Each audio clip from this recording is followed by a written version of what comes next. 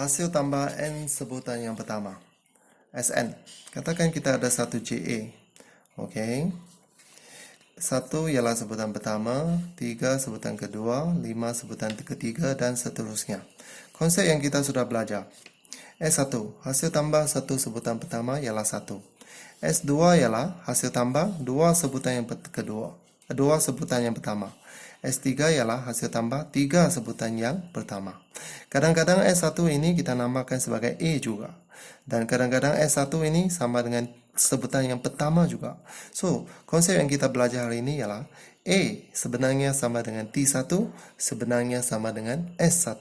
Okey, konsep pertama. Okey, konsep kedua.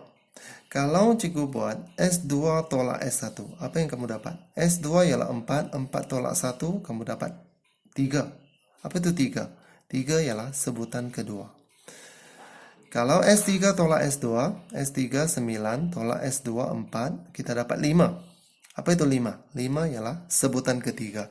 So, kita boleh buat satu kesimpulan di sini. Tn ialah Sn tolak Sn tolak 1. Apa yang kita lihat? Kalau ini ialah 4, ini ialah S4 tolak S3.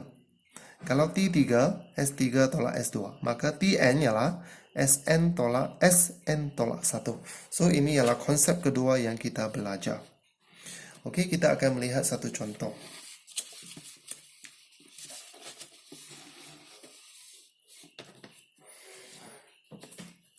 Hasil tambah N sebutan pertama suatu JA diberi oleh ini. Sn ialah 2N² tambah N. Cari sebutan ke-8.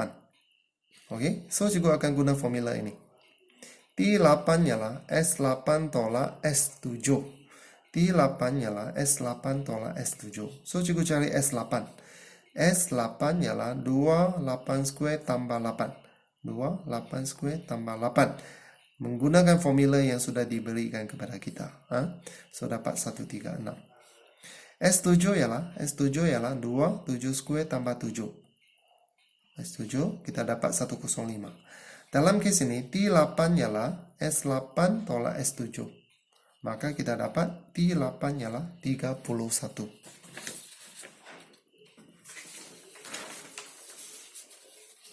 Contoh yang kedua. Cari hasil tambah sebutan ketiga hingga sebutan ke-10 untuk suatu JA ini. So, cikgu senaraikan. 2, 5, 8 sampai sebutan ke-10 ini. Apa yang soalan minta ialah hasil tambah sebutan ketiga, 3 sampai sebutan ke-10. Ini sahaja yang kita hendak mengambil.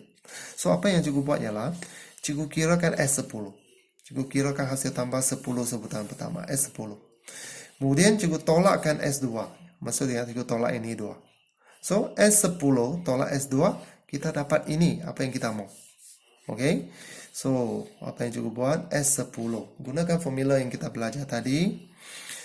10 per 2, 2A. Formula yang kita belajar tadi. 10 per 2, 2A tambah 10 tolak 1D. Okey. So, daripada JA ini, kita tahu A dia ialah 2. D-nya ialah 5 tolak 2, iaitu 3. Okey, cikgu ganti dalam formula S10. A dia 2, D dia 3. Maka kita dapat 155. Okey, apa itu S2?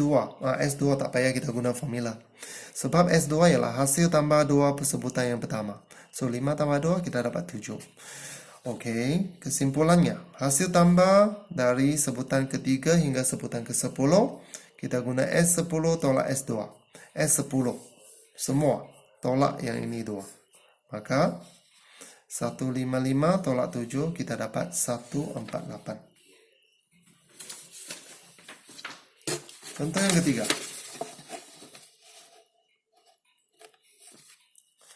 Sebutan ke-6 satu JA ialah 20. Hasil tambah 6 sebutan pertama ialah 210. Cari sebutan pertama dan beza sepunya. Okey, sebutan ke-6 ialah 20. T6 ialah 20, tukar jadi simbol. Apa itu T6? Masih ingat? Ini formula yang kita belajar yang first, Tn, okey. Kita ganti n itu 6. Maka ini yang kita dapat. N kita ganti dengan 6. So, apa itu T6? 20. E tambah 6 tolak 1, 5D. Kita ada persamaan pertama. Okey, konsep kedua. Hasil tambah 6 sebutan pertama ialah 210. Itu ialah S6, 210. Sekarang kita gunakan formula Sn.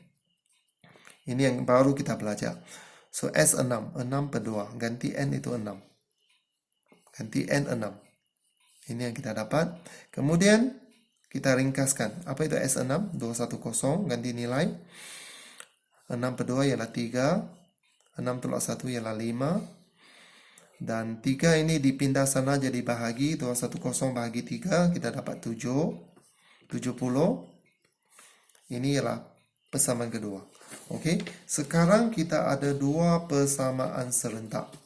Dan kita cuba selesaikan persamaan serentak ini untuk mendapatkan A dan D. Okey, cikgu gunakan kaedah penggantian dari satu. Dari satu, A sama dengan 20 tolak 5D. Pindah 5D ke sana. So, cikgu gantikan A ini ke dalam persamaan yang kedua. Ganti A dalam persamaan kedua. A ganti dengan 20 tolak 5D. So, cikgu ringkaskan. 2 darab 20, 40. 2 darab negatif 10D. Negatif 5D ialah 30. Cikgu dapati D dia ialah negatif 6. So, kita ganti D ini balik ke dalam formula yang A tadi. Ganti D masuk ke dalam formula A tadi. Formula A kita di sini. A ialah 20 tolak 5D. So, apa yang kita dapat? D dia negatif 6, maka A dia ialah 50.